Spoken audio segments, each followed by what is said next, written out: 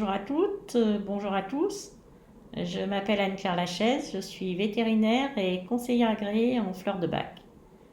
Après avoir exercé la médecine vétérinaire pour animaux de compagnie de manière conventionnelle pendant 30 ans, je me consacre désormais exclusivement aux approches thérapeutiques complémentaires naturelles pour les animaux, ainsi qu'à l'écoute et à l'accompagnement de l'humain aux côtés de son animal de compagnie. Dans une précédente vidéo, j'ai évoqué les liens très forts qui se créent au cours du temps entre un humain, que j'appelle gardien, et son compagnon animal. Ainsi, le décès d'un animal de compagnie va très souvent provoquer une grande souffrance émotionnelle chez son gardien et une période de deuil fait suite à cette disparition. Le deuil d'un animal de compagnie dure plus ou moins longtemps selon les personnes, mais comporte toujours plusieurs étapes ou phases que je vais présenter dans cette vidéo.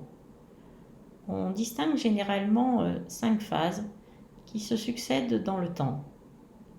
Il y a d'abord une phase de sidération et de déni, puis une phase de colère et de ressentiment, suivie d'une phase de culpabilité, à laquelle succède une phase de dépression, et enfin survient une phase d'acceptation. Pour certains gardiens, ces phases sont toutes présentes, alors que d'autres ne traversent que certaines d'entre elles au cours du processus de deuil de leur compagnon animal.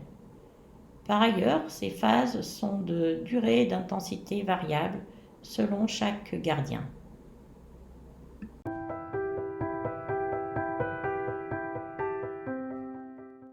Voyons maintenant ces différentes phases du deuil de l'animal de compagnie plus en détail.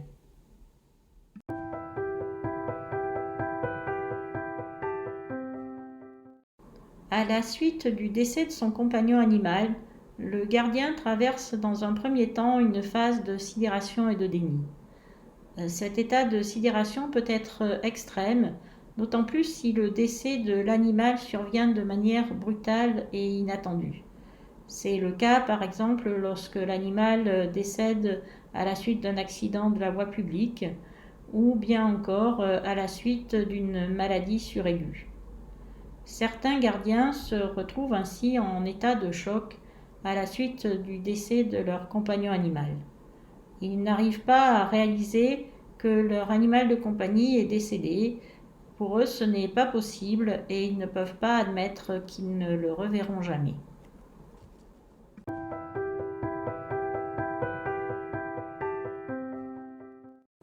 À la suite de cette première phase de sidération et de déni, peut survenir une phase de colère et de ressentiment. Certains gardiens éprouvent en effet le besoin de trouver un responsable à la suite du décès de leur compagnon animal, tellement ils trouvent cette disparition injuste et dénuée de sens.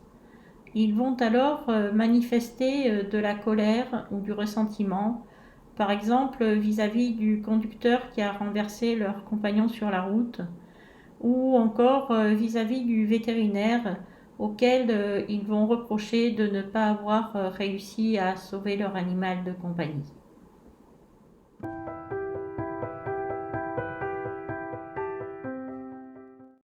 Alors que certains gardiens ne vont pas forcément éprouver de colère ou de ressentiment, nombreux en revanche sont ceux qui vont ressentir de la culpabilité après le décès de leur animal de compagnie.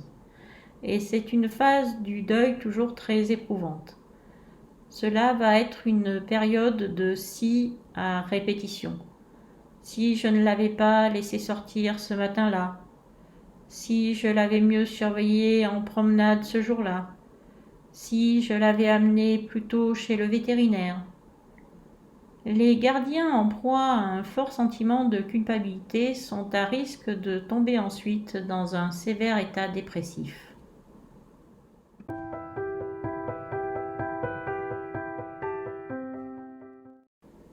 Au cours du deuil de leur compagnon animal, la plupart des gardiens vont ensuite traverser une phase de dépression plus ou moins sévères en fonction de chacun.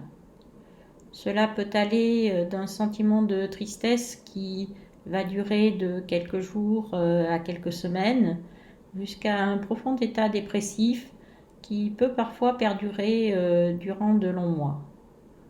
Certaines personnes peuvent ainsi perdre l'appétit, présenter des troubles du sommeil, voire ne plus trouver de sens à leur vie. La mort d'un animal de compagnie peut par ailleurs venir raviver d'anciens chagrins. Par exemple, lorsque cet animal était au départ le compagnon d'un parent ou d'un ami proche, lui aussi aujourd'hui disparu.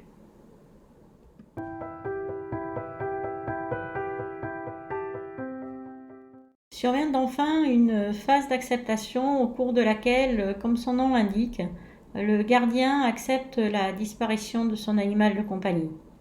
Il va alors pouvoir commencer à penser à son compagnon décédé de manière plus apaisée et pouvoir ainsi reprendre le cours de sa vie en laissant derrière lui ses sentiments de tristesse, de colère et de culpabilité. Comme je l'ai déjà évoqué dans une première vidéo d'introduction au deuil de l'animal de compagnie, lorsque la souffrance éprouvée par les gardiens après la disparition de leur compagnon animal est trop importante, il peut leur être utile, voire indispensable, de se faire accompagner par un thérapeute en relation d'aide ou, dans certains cas, de consulter un médecin, tout particulièrement en cas de phase de dépression sévère. Je suis à la disposition des gardiens pour les accompagner tout au long de ces phases du deuil de leurs compagnons animaux, à travers une écoute attentive et bienveillante, ainsi que par le conseil d'élixirs floraux personnalisés qui, par leur action apaisante et harmonisante sur le plan émotionnel, les aideront à traverser plus sereinement ces différentes étapes. Dans une prochaine vidéo, je présenterai les modalités pratiques de l'accompagnement que je propose aux gardiens dans ces circonstances. Prenez soin de vous. À bientôt.